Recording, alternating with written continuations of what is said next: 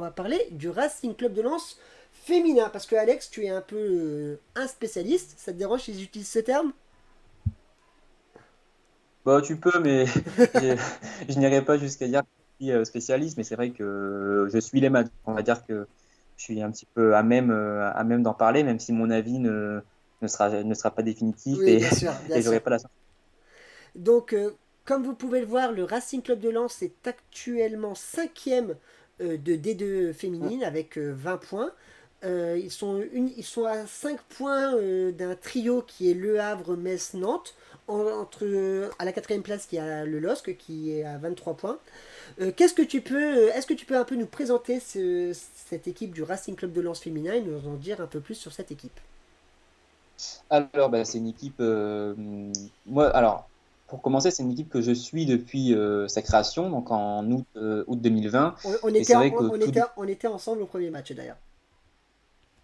c'est vrai, exactement. Et c'est une équipe qui a totalement évolué, qui a progressé sur tous les plans. Donc voilà, qu'est-ce que je peux te dire là-dessus? Enfin, c'est une équipe je trouve, qui se rapproche un petit peu alors pas forcément dans le système de jeu, mais dans la mentalité, dans le caractère, dans la volonté de jouer vers l'avant. C'est une équipe qui se rapproche beaucoup de l'équipe masculine, alors sans vouloir faire de comparaison, mais en tout cas, ça montre que c'est une équipe et c'est la volonté aussi de Sarem Barek, c'est une équipe qui essaye de se rapprocher des valeurs enfin, que prône le club. C'est un football offensif, enfin, c'est une équipe qui ne lâche jamais. Et donc, ça lui permet d'avoir des résultats. Et même enfin, au départ, ses qualités, c'était surtout de ne rien lâcher. Et maintenant, c'est vraiment une équipe qui joue bien au football. Alors même si avant, elle avait aussi des qualités techniques, mais c'est une équipe qui collectivement a énormément progressé. Et on l'a vu aussi contre le Stade de Reims. Alors, ils ont reçu le Stade de Reims, qui est une équipe de D1, une bonne équipe de D1 en Coupe de France. Alors, ils ont perdu 3-1 à Arras. Mais on a vu que Lens a largement dominé sur une bonne partie du match le Stade de Reims, aurait pu se qualifier, créer la surprise. Et là, le succès à Lille témoigne des progrès parce que gagner à Lille en marquant 3 buts, on aurait dit ça alors à la fois aux suiveurs et à la fois à Sarem Barek il y a 6 mois, je pense qu'elle n'aurait pas. Donc ça témoigne vraiment de la progression du groupe. Sur un plan tactique, tu peux nous en parler? C'est souvent un 4-4-2 qui est mis en place. C'est ouais, un 4-4-2, 4-3-3 maintenant souvent, 4-3-3 avec 3 milieux de terrain. Alors il y a Mama Diop qui joue toujours en pointe. On va regarder Et un puis peu la sur les côtés, compo. Voilà, j'ai la ouais, compo alors voilà, qui est publiée face à euh, Lille. des joueuses rapides. Il y a Amélie Coquet qui est une joueuse très expérimentée. Il me semble que c'est la joueuse la plus âgée de l'équipe, mais qui va vite, qui apporte ses qualités sur le côté. Au milieu de terrain, il y a Christy Gavori qui est, on va dire, enfin, qui est la capitaine de l'équipe et qui joue devant la défense et qui techniquement aussi, je trouve que c'est une excellente joueuse de ballon. Et puis au milieu de terrain, voilà, comment dire, ça change, ça va évoluer, je pense maintenant. Il y a Marie Shepers qui va revenir. Sinon, il y a Myriam Nasser qui était titulaire pour le derby. Il y a Pauline Boquet qui maintenant joue défenseur central. Mais ouais, en tout cas, on voit des joueuses qu'on ne voyait pas forcément au début aussi, qui sortent et qui se mettent au niveau. Donc, non, franchement, il y a beaucoup de qualité et une progression qu'on ne pensait peut-être pas aussi rapide. Oui, justement, tu parlais de Marie Shepers qui a fait son, comme vous pouvez le voir sur l'écran, Marie Shepers qui a fait son entrée à la 90e minute face aux Lilloises pour son retour. On peut parler aussi également, il y a deux joueuses qui actuellement font beaucoup parler d'elles. C'est d'abord, on va parler de notre avant-centre Mama Diop. Qu'est-ce que tu peux nous Ouais. dire sur Mama Diop? C'est une attaquante, on va dire, alors qui est très grande et pour autant assez rapide et qui a une bonne technique de balle. Alors qui prend tous les ballons de la tête, évidemment. C'est un point d'appui de très très bonne qualité. Et puis elle sait aussi jouer dans la profondeur. Si vous pouvez regarder, c'est sur le résumé qui a été publié. Alors vous pouvez le retrouver sur le compte de RCL. Euh, sur le résumé, on voit que le premier but en soi à Lille Je vais vient mettre de son quelques images côté. d'ailleurs, Elle hein. déborde, elle centre. Alors, Voilà, je vais mettre ouais, quelques images. elle joue avant-centre. Donc, c'est un excellent point d'appui, une excellente finisseuse. Et maintenant, c'est une joueuse aussi qui est capable d'occuper l'espace, d'aller sur le côté droit comme sur le côté gauche. Et je pense que c'est peut-être l'une des joueuses, et je pense que Sarah Mbarek sera d'accord pour le dire, c'est peut-être une des joueuses qui a le plus progressé, je trouve, et qui est à l'image de la progression de l'équipe depuis un an. Et justement, parce que là, ça va être assez compliqué de monter. Il y a toujours cette possibilité, mais monter en première division risque d'être assez difficile quand même. Est-ce que tu penses que le Racing Club de Lens serait capable de garder une Mama Diop, même si le Racing ne monte pas à la fin de la saison, parce que c'est vrai qu'elle est assez efficace devant le but, elle fait partie des meilleures buteuses du championnat. Est-ce que tu penses on pourrait la voir quitter le Racing Club de Lens si le Racing ne monte pas cette saison en tout cas? Alors honnêtement, c'est assez compliqué à dire. Alors, peut-être que si une équipe de D1 venait la chercher, peut-être qu'il y aurait peut-être une discussion. Mais en tout cas, ce dont je suis sûr, c'est qu'il y a beaucoup de, comment dire, il y a beaucoup d'ambition. Alors visiblement chez les dirigeants, puisque Joseph Fougorian témoigne régulièrement euh, de ses ambitions et puis montre qu'il suit beaucoup la section féminine. Et puis, on sait que que le club vise à avoir une équipe féminine en première division rapidement. Donc, je pense que, en tout cas, du côté du club, on fera tout pour la conserver en fin de saison, c'est sûr. Et elle, je pense qu'elle se plaît à Lens. Elle a l'air, en tout cas, de se plaire et d'être de plus en plus intégrée, je trouve, dans cette équipe. D'accord.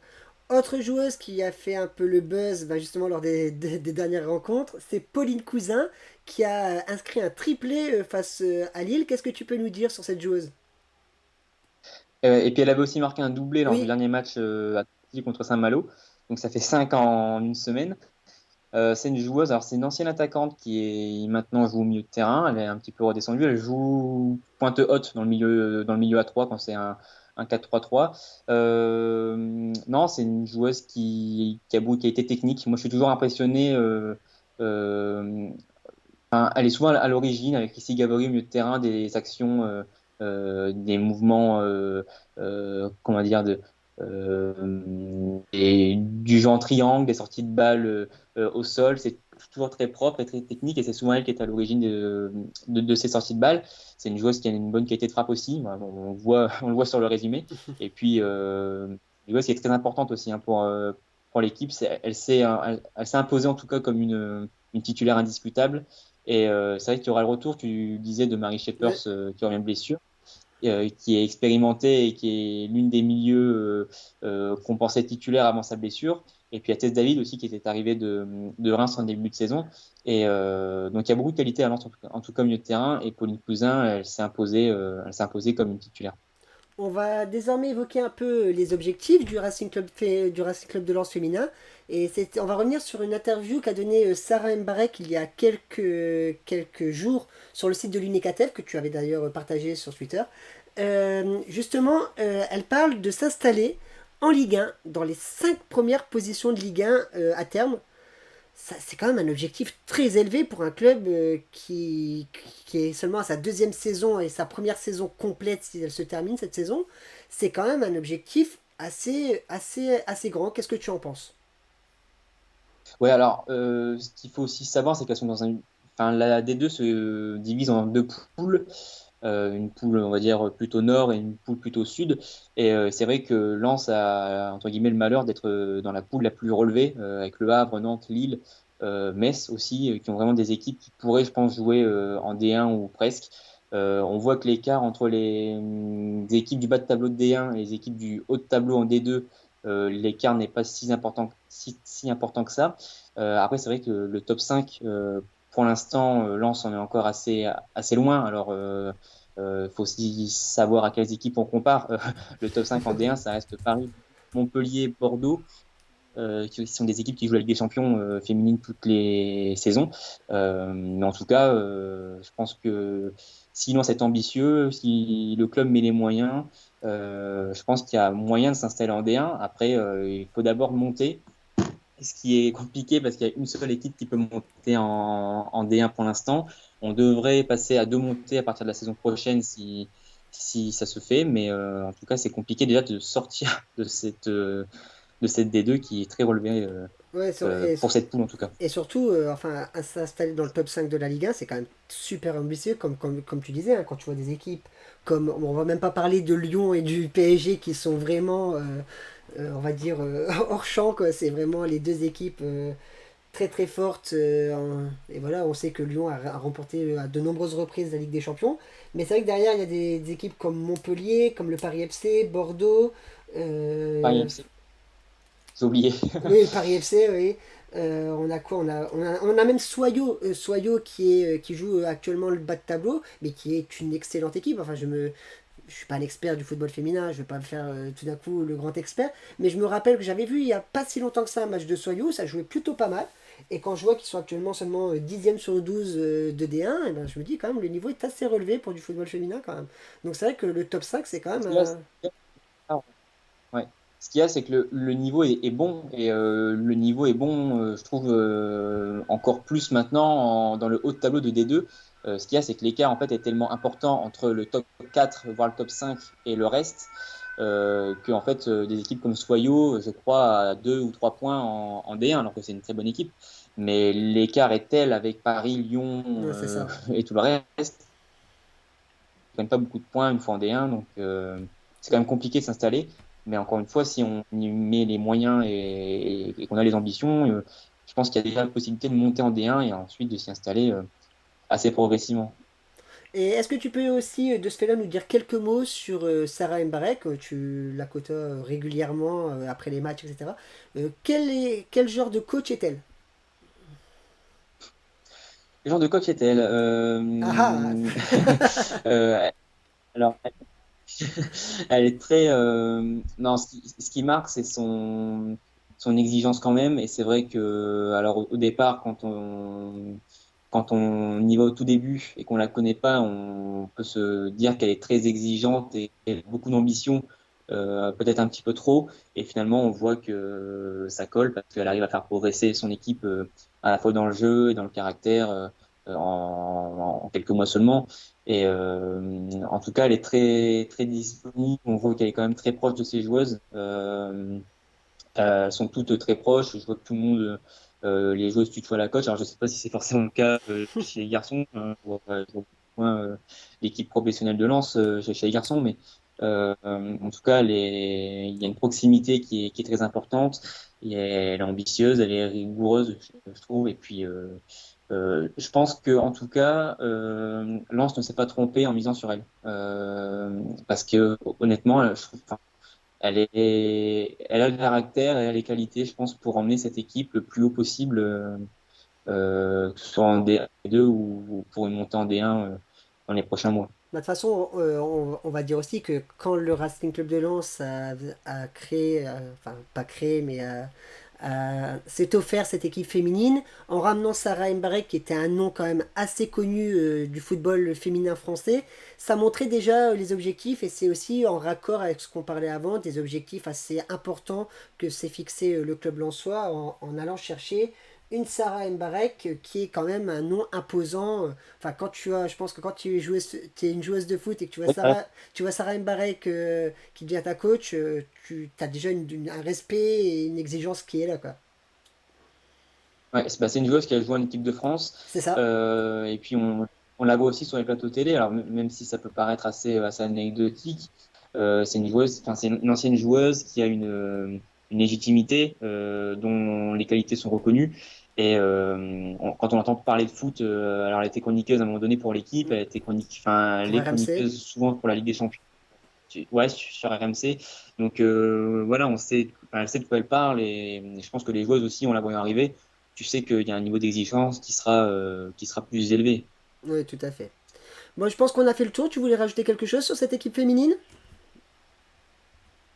Sur l'équipe féminine, oui, enfin, si je peux revenir rapidement, alors je sais pas si tu voulais en parler, mais comme tu m'as posé la question et qu'on n'y a pas trop répondu, sur l'objectif du haut de tableau, alors Ah elles sont oui, à 5 exact, points, exact, oui. c'est vrai En qu'on fait, je t'ai posé la question et je t'ai posé également la question sur l'objectif de la Ligue 1. Donc, c'est vrai qu'on n'a pas trop répondu à cette question-là, exactement.